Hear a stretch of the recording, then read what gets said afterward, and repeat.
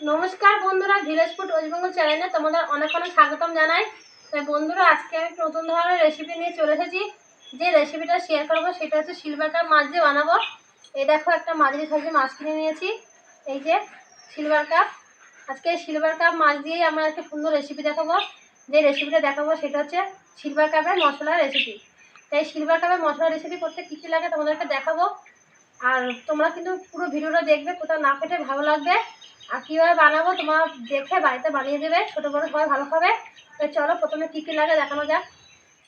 Silver কাপের মাছের মশলা recipe করতে লাগবে সিলভার কাপের মাছগুলো আমি আগে থেকে কেটে জলে ভালো করে ধুয়ে নিয়েছি। এক বাটি সরষের তেল নিয়েছি, তেলটা একটু বেশি লাগবে তাই তেলটা একটু বেশি নিয়েছি। পেঁয়াজ বাটা, লঙ্কা চিড়ে নিয়েছি। যে যেরকম ঝাল খাবে সে সেরকম ঝাল দেবে। সামান্য পরিমাণে নুন, টমেটো কুচি, লাল লঙ্কার গুঁড়ো, হলুদ, আদা বাটা, সামান্য পরিমাণে চিনি, দুটো বিরতি ধনেপাতা নিয়েছি। তোমরা এমনি ধনেপাতাও নিতে পারো। এগুলো লাগবে সমস্ত সিলভার কাপে মাছের মশলা রেসিপি তৈরি করতে। একটা আলাদা পাত্র নিয়ে নিয়েছি। এই পাত্রের মধ্যে সিলভার কাপ মাছগুলো নিয়ে নেব।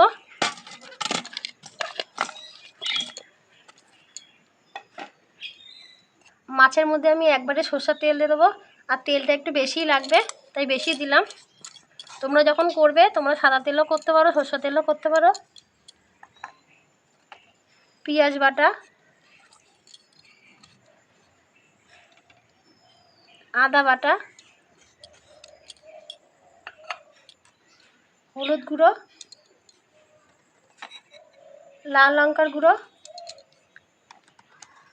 4-5টা লঙ্কা চিড়ে নিয়েছি। যে যেরকম ঝাল খাবে সে সেরকম ঝাল দেবে। টমেটো দেখো লম্বা লম্বা করে কুচিয়ে নিয়েছি। 3টে টমেটো নিয়েছি। সামান্য পরিমাণে নুন, স্বাদ মতন, তোমরাও স্বাদ মতন দেবে। আমি এখানে অল্প নুন দিয়ে দিলাম।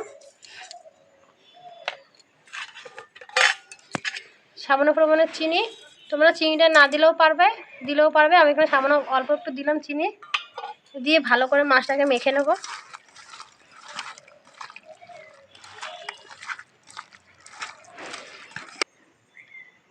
ভালো করে মাছটাকে মেখে নিয়েছি।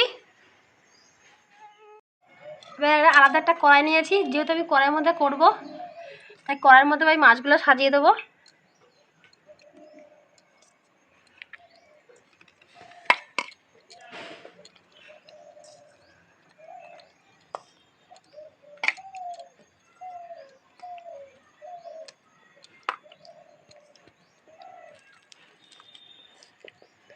দিয়ে উপর দিয়ে মশলাটা দিয়ে দেবো।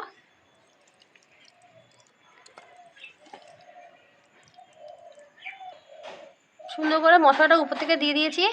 এবার এই মশলার জলটা আমি অল্প দিয়ে দেবো, বেশি কিন্তু দিলাম না, অল্প দিলাম। চলো উনানটাও ধরে নিই। জোগাড় করে নিয়েছি, এদিকে উনানটাকে ধরে নিলাম।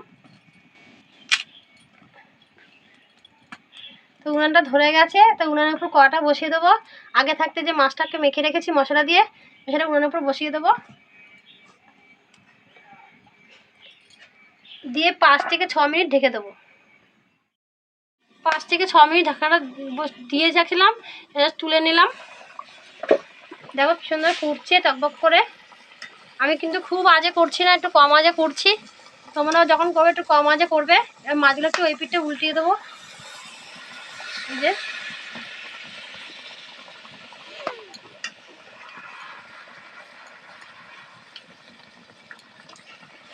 খুব আস্তে আস্তে করে মাছগুলো একটু উল্টে পাল্টিয়ে দেবে।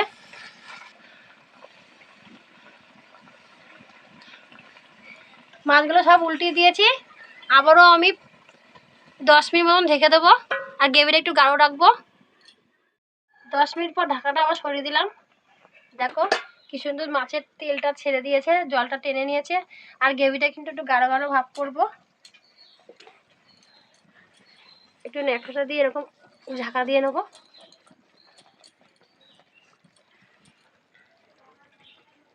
এবার উপর দিয়ে একটা বিলতি ধনেপাতা ছিঁড়ে দেবো। তোমরা এমনি ধনেপাতাও দিতে পারো।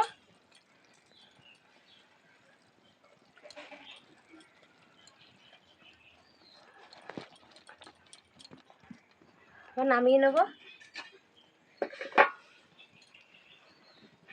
সিলভার কাপ মশলা রেসিপি হয়ে গেছে। দেখো কতটা সুন্দর লাগছে, খেতে কিন্তু খুব সুন্দর হবে। আর এই রান্নাটা কিন্তু খুব কম সময়ের মধ্যে আর ঘরোয়া উপকরণ দিয়েই, এটা ছোট বড় সবাই পছন্দ করবে। তোমরা কিন্তু বাড়িতে অবশ্য বানিয়ে খাবে, এটা খুব সুন্দর একটা রেসিপি।